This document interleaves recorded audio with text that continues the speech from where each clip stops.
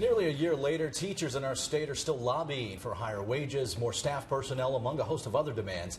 In 2018, more than 19,000 teachers rallied in Raleigh to pressure lawmakers for change. 9 News Side's Dominique Moody sat down with the state superintendent and one teacher in the East to discuss the state of education before this year's planned day of action on May 1st. After speaking with State Superintendent Mark Johnson and M.K. Hurst, a social studies teacher at South Central High School, both agree that changes are needed, yet they disagree on some issues that teachers are demanding ahead of the rally in Raleigh. The only thing that has really changed are maybe the things I have on my shelves and the name on my rosters. Teachers saying they aren't seeing much change since speaking out at last year's rally in Raleigh. That's why M.K. Hurst, along with thousands of teachers across North Carolina, are planning to head to the state capitol on May 1st. 5 demands are at the center, including bringing on more school psychologists, social workers, and nurses. No additional supports for mental health. There are no additional counselors. There are no additional nurses, nutritional specialists, psychologists. I am not mentally, physically, or emotionally able to take on the burden. Hurst says it's about earning a decent wage. A 5% raise across the board, including retirees, is something that we have tried to strive for.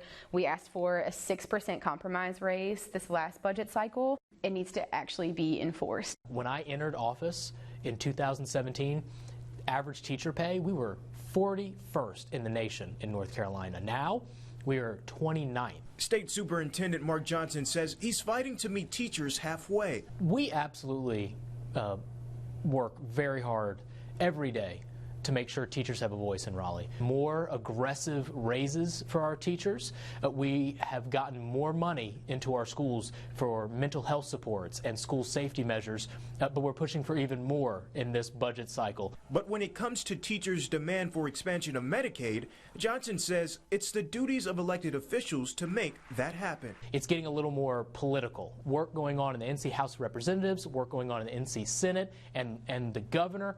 They are all going to have to come together this summer to figure out what it is they want to do with Medicaid expansion. Earlier this month, the superintendent, along with other state lawmakers, proposed the Classroom Supplies to Teachers bill. It's an attempt to ease the burden of teachers spending their own money on supplies. How is this a win for teachers? Teachers will have the ability to go and buy their supplies at the beginning of the year and be reimbursed. But Hurst is on the fence when it comes to the proposed legislation. If $400 is going to be for the entire year, that's about what I receive now as a stipend, so about $200 per semester if our budget in our department is large enough to cover that. If it does not come with strings attached, I would be okay with that as an addition to what is already there to offset my buying of resources. There is some middle ground between both Hurst and Johnson. The needs for students come first. I can't give my whole life to 90 children and receive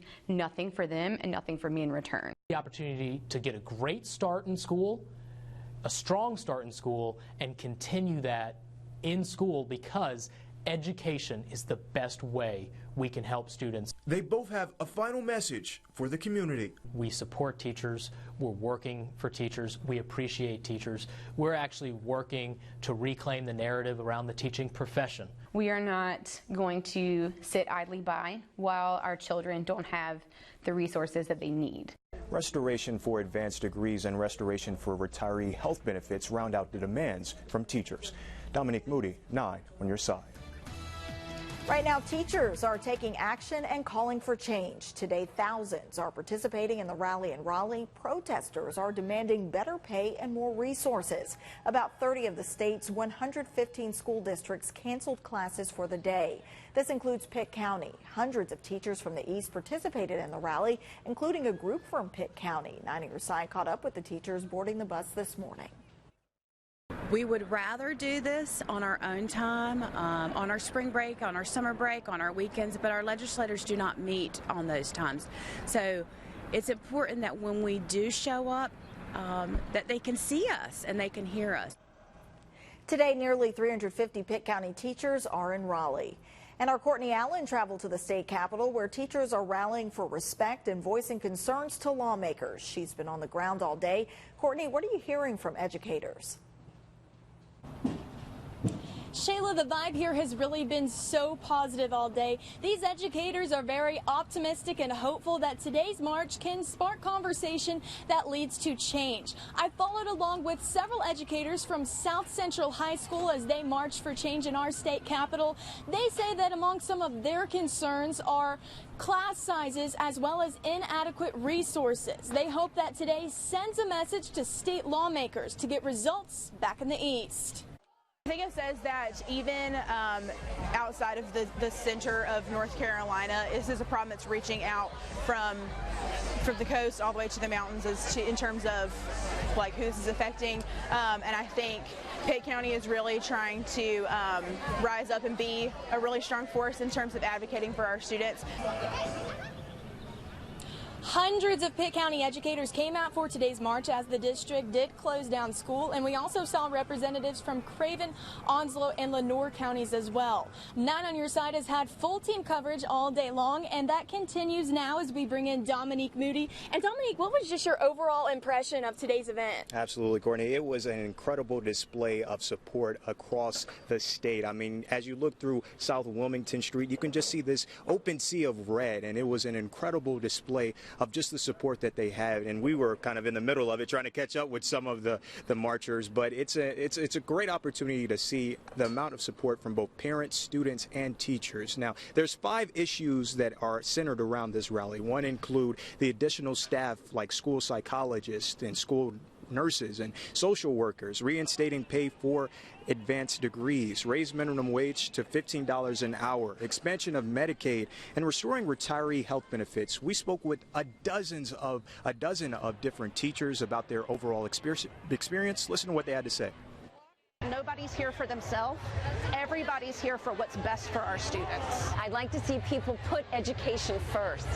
I'd like to see people put children first. Our legislature needs to understand that we're not going to quit, we're not going to stop, because we're fighting for more than just ourselves, but we're fighting for the future of all of our students in public education. Republican lawmakers proposed a new budget which includes a 4.8 raise for teachers, 1% raise for non-certified staff, and restoring pay for advanced degrees. So they're really trying to see if they can work with the teachers who are out here marching. Now, coming up tonight at 5:30, I'll have a much more in-depth with some of the reaction from the teachers in the Capitol. Today, thousands of North Carolina teachers rallied for respect in Raleigh. Participants traveled from across the state and demanded action from lawmakers for the second year in a row. 9 on Your Side's Dominique Moody attended that rally and spoke with educators about the changes they want to see.